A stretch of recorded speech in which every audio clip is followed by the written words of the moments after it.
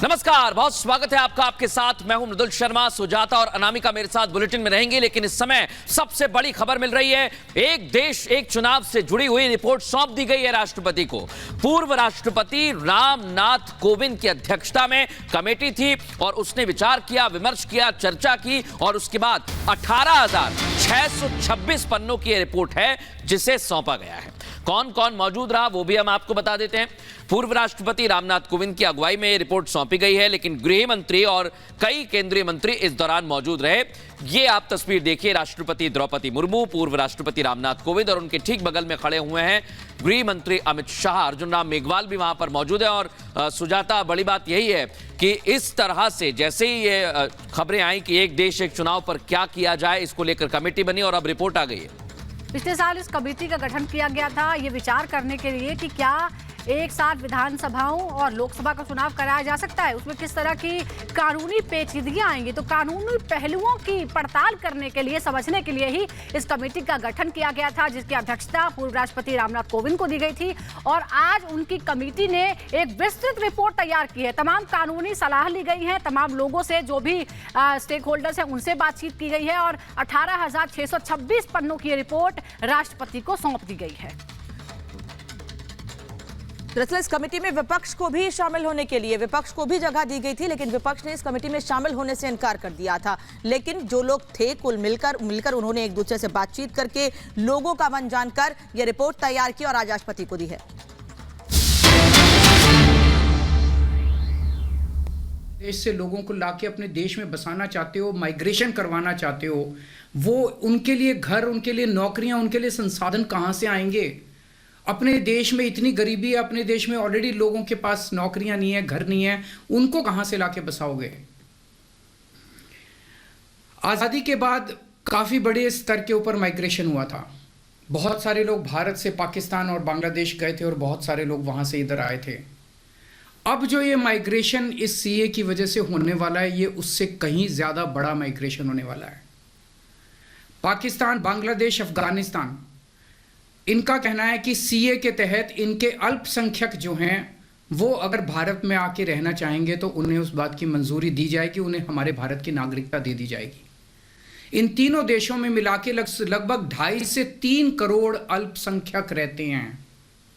पाकिस्तान, बांग्लादेश और अफगानिस्तान में मिला के लगभग 2.5 से 3 करोड़ अल्पसंख्यक रहते हैं। वहाँ बहुत गरीबी है, उनके पास रोजगार नहीं है। भारत में आना और भारत की नागरिकता मिलना उनके लिए तो बहुत बड़े सपने की तरह है। और अगर हमने भारत के दरवाजे खोल दिए, इतनी बड़ी संख्या में लोग आने वाले हैं जिसकी हम कल्पना भी नहीं कर सकते। इन 2.5-3 करोड़ लोगों में से अगर 1-1.5 करोड़ लोग भी आ गए तो कहां बसाया जाएगा उनको, क्या करेंगे उनका? ये मेरा प्रश्न था माननीय गृह मंत्री जी, जिसका जवाब आपने नहीं दिया। आपका यह कहना है कि 2014 से पहले के लोगों को, जो आ चुके 2014 से पहले, उनको बसाया जाएगा। तो अरविंद केजरीवाल को आपने सुना, सीए को लेकर फिर उन्होंने सवाल उठाया। इस बीच फिर एक बार आपको बता दें कि बड़ी खबर, एक देश एक चुनाव पर रिपोर्ट सौंप दी गई है। कमेटी ने अपनी रिपोर्ट राष्ट्रपति द्रौपदी मुर्मू को सौंप दी है। इस कमेटी की अध्यक्षता पूर्व राष्ट्रपति रामनाथ कोविंद कर रहे हैं। एक साथ विधानसभाओं और लोकसभा का चुनाव कराने पर विचार करने के लिए समिति का गठन किया गया था और इस पर लंबी चर्चा हुई है, तमाम लोगों से चर्चा हुई है, कानूनी पहलुओं की जांच हुई है और अब उससे जुड़ी हुई रिपोर्ट कि क्या संभव है, किस तरह से ये काम हो सकता है, राष्ट्रपति को रिपोर्ट सौंप दी गई है। और सीधे रुक करेंगे, हमारे सहयोगी दीपेश और अजय दुबे इस समय हमारे साथ लाइव जुड़ चुके हैं। पहले दीपेश, आपके पास आ रहे हैं, रिपोर्ट सौंप दी गई है, विस्तृत रिपोर्ट है, बताइए जरा क्या अपडेट्स हैं।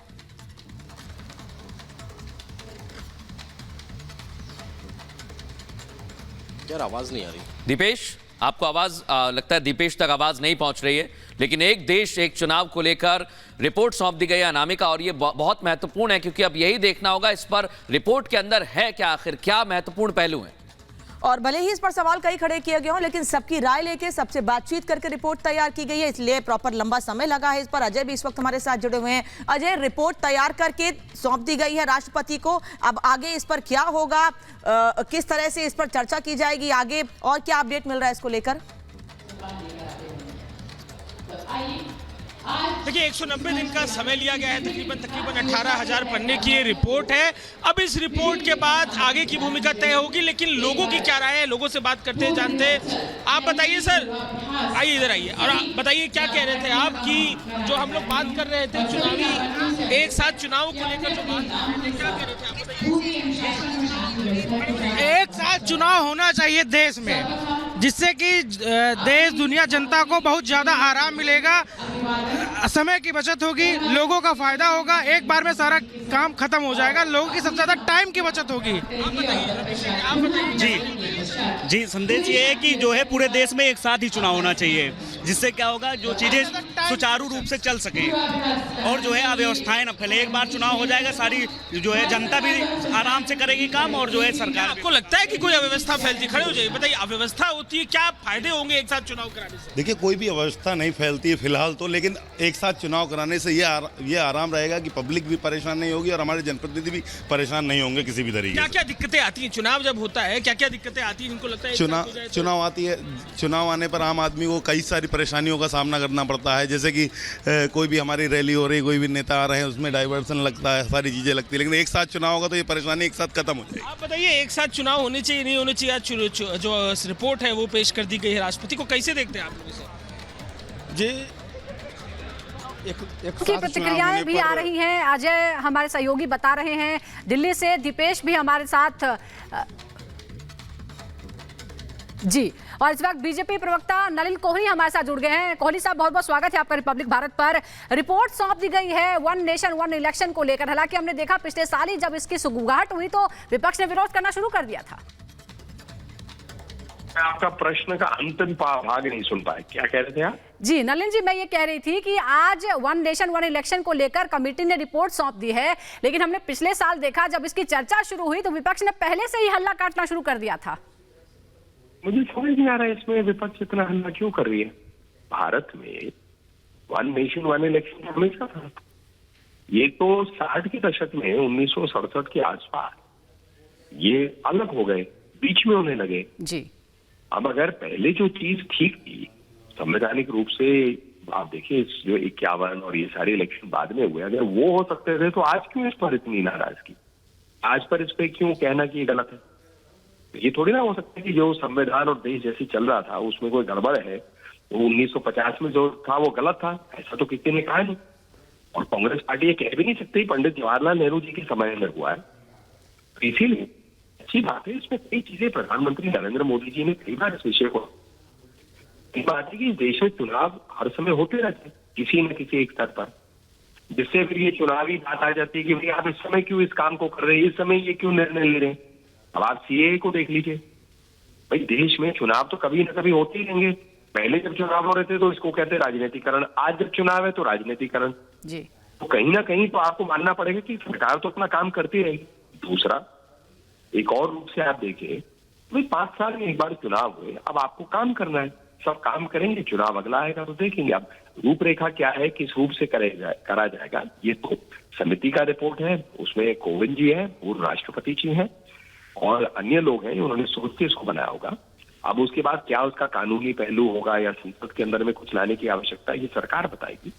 लेकिन विषय में खर्चा कितना होता है, चुनाव जब होते हैं तो राजनीतिक लोग, जनता सब व्यस्त हो जाते हैं, फिर सरकार का काम करना, जैसे राज्य के अंदर में आप देखें सरकार का काम करना कैसे उसमें रोक आती है। भाई एक उदाहरण के लिए कह दीजिए, एक राज्य में राज्य का चुनाव हो रहा है आज और लोकसभा का चुनाव हो रहा है 1.5 साल बाद या 1 साल बाद, तो 1 साल के अंदर में अब 2 चुनाव हो गए ना उस राज्य के लिए, अपना और लोकसभा का, तो पूरा साल ही निकल गया। मॉडल कोड ऑफ कंडक्ट है, सारे लोग, राजनीतिक लोग और अफसर लोग सब विषय में व्यस्त हो जाते हैं। तो चुनाव है, कभी कभी 3 चुनाव होते हैं 1.5 साल में, क्योंकि वहां पर अपने लोकल लेवल के चुनाव होते हैं। कुछ राज्यों के साइमल्टेनियस लगभग होते ही हैं, जैसे उड़ीसा में लोकसभा और विधानसभा साथ होते हैं। तो अब इसमें कोई गुंजाइश नहीं है, इसमें कुछ किसी प्रकार के मतलब कहना कि राजनीतिकरण, क्योंकि ये देश के हित में है लोग अपने जो भी चुन के आते हैं वो काम ठीक है। अच्छे से करेंगे। सर, आप कह रहे हैं ये देश के हित में है और ये समझ से परे है कि विपक्ष इस पर सवाल खड़े क्यों कर रहा है। आदत हो गई है, सरकार कोई अच्छा कदम उठाती है तो विपक्ष की आदत है उस पर अड़ंगा लगाना, इसीलिए सवाल खड़े कर रहा है। धन्यवाद आपका जुड़ने के लिए। वहीं केंद्रीय गृह मंत्री अमित शाह ने नागरिकता संशोधन अधिनियम पर विपक्षी दलों के इसके मुसलमानों के खिलाफ बताने पर पलटवार किया है।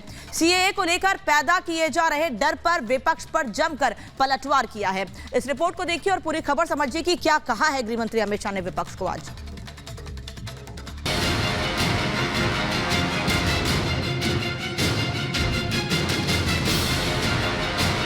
सीए का कानून कभी वापस नहीं जाएगा और भारत की नागरिकता सुनिश्चित करना ये भारत का विषय है। सारे विपक्षी दल, ओवैसी हो, राहुल गांधी जी हो या अरविंद केजरीवाल हो या ममता जी हो, ये झूठ की राजनीति कर रहे हैं। देश में सीएए लागू होने के बाद से बहस छिड़ी हुई है, सियासत गरमाई हुई है, अफवाहें और भ्रम पैदा किए जा रहे हैं। इन सभी को दूर करते हुए सीएए पर गृह मंत्री अमित शाह ने खुलकर न सिर्फ बात की बल्कि विपक्षी दलों को करारा जवाब भी दिया। साथ ही इस पर केंद्र सरकार का रुख भी स्पष्ट कर दिया। सीए का कानून कभी वापस नहीं जाएगा और भारत की नागरिकता सुनिश्चित करना ये भारत का विषय है, भारत की संप्रभुता का निर्णय है। इसके साथ हम कोई कॉम्प्रोमाइज नहीं कर सकते। सीएए को लागू करने का नोटिफिकेशन जारी होने के बाद अब ये देश भर में लागू हो चुका है, लेकिन विपक्षी दल लगातार इसके विरोध में आवाज उठा रहे हैं, जिसका गृह मंत्री ने कुछ ऐसे जवाब दिया। विपक्ष तुष्टीकरण की राजनीति कर कर, अपीसमेंट की पॉलिटिक्स कर कर वोट बैंक को कंसोलिडेट करना चाहता है। मैं उनको विनती करना चाहता हूं कि आप एक्सपोज हो चुके हो, ये मत करिए। पूरे देश की जनता जानती है कि सीएए इस देश का कानून है और ये 4 साल में मैं कम से कम 41 बार बोला हूं कि ये होगा, चुनाव के पहले होगा। अमित शाह यही नहीं रुके, पश्चिम बंगाल में सीएए लागू न करने की बात कहने वाली मुख्यमंत्री ममता बनर्जी को नसीहत दी और उनसे शरणार्थी और घुसपैठिए के बीच का अंतर भी पूछ लिया। वो दिन दूर नहीं है कि वहां पर भी भारतीय जनता पार्टी की सरकार आएगी और हम इसको कड़ाई से रोकेंगे। इसीलिए तो आपको चाणक्य कहते हैं पॉलिटिक्स। नहीं, मैं मानता हूं कि अगर इसी प्रकार की पॉलिटिक्स आप करेंगे, इतने महत्वपूर्ण राष्ट्रीय सुरक्षा के मुद्दे के साथ अपीसमेंट की पॉलिटिक्स कर कर घुसपैठ होने देंगे, जो शरणार्थी आए हैं उनको नागरिकता देने का विरोध करेंगे, तो जनता आपके साथ नहीं रहेगी। ममता जी को शरणार्थी और घुसपैठिए 2 शब्द के बीच का अंतर ही मालूम नहीं है। शरणार्थियों को नागरिकता देने से चोरी और बलात्कार बढ़ेंगे के आरोप लगाने वाले दिल्ली के मुख्यमंत्री पर भी अमित शाह ने पलटवार किया और अरविंद केजरीवाल पर वोट बैंक की राजनीति करने का आरोप लगाया। दिल्ली के मुख्यमंत्री अपने भ्रष्टाचार के उजागर होने से अपना आपा खो बैठे हैं। उनको मालूम नहीं है कि ये सारे लोग आ चुके हैं, आज भारत में ही रह रहे हैं। सिर्फ इनको अधिकार नहीं मिला है, वो अधिकार देने की बात है। 2014 तक जो आ गए इनको नागरिकता देनी है और इतनी ही चिंता है तो वो क्यों बांग्लादेशी घुसपैठियों की बात नहीं करते हैं, रोहिंग्यास का विरोध क्यों नहीं करते हैं? क्योंकि वो वोट बैंक की पॉलिटिक्स कर रहे हैं। कांग्रेस समेत सभी विपक्षी दल नागरिकता संशोधन अधिनियम का विरोध कर रहे हैं, जिस पर अमित शाह ने तंज कसा और विपक्षी दलों पर झूठ की राजनीति करने की बात कही। देखिए, विपक्ष को और कोई काम नहीं। उन्होंने तो सर्जिकल स्ट्राइक और एयर स्ट्राइक को भी बताया कि आपका पॉलिटिकल फायदा है, तो क्या हम टेररिज्म पर कदम न उठाए? इन्होंने 370 को भी बताया कि ये आपके पॉलिटिकल फायदे के लिए कर रहे हैं। हम 1950 से कह रहे हैं कि हम 370 को हटाएंगे। उनका हिस्ट्री है, जो बोलते हैं वो करते नहीं है। मोदी जी का हिस्ट्री है, जो भारतीय जनता पार्टी ने कहा है, नरेंद्र मोदी ने कहा है, वो पत्थर की लकीर है। मोदी की हर गारंटी पूरी होनी है। पाकिस्तानी हिंदू को सरकार नागरिकता दे रही है, ये बात AIMIM चीफ ओवैसी को नहीं पच रही है। वो सीएए को मुस्लिम विरोधी बता रहे हैं, जिस पर अमित शाह उनसे ही सवाल पूछते नजर आ रहे हैं। वो समझते नहीं है वहां धर्म के आधार पर इनके परिवार की महिलाओं का गौरव छीना जाए, अपमानित किया जाए, क्या करेंगे वो? इनकी वेदना हम भी नहीं सुनेंगे। 50 में आ गए, 60 में आ गए, 70 में आ गए, 80 में आ गए, आज भी नागरिकता नहीं है। बच्चों को अस्पताल में दाखला नहीं मिलता है, ढंग की नौकरी नहीं मिलती है, छुट भैया नौकरी करते हैं, अपने नाम से प्रॉपर्टी नहीं ले सकते हैं, मतदान नहीं कर सकते हैं। क्यों? क्या गुनाह है उनका? अमित शाह ने साफ कहा कि सीए क्या है।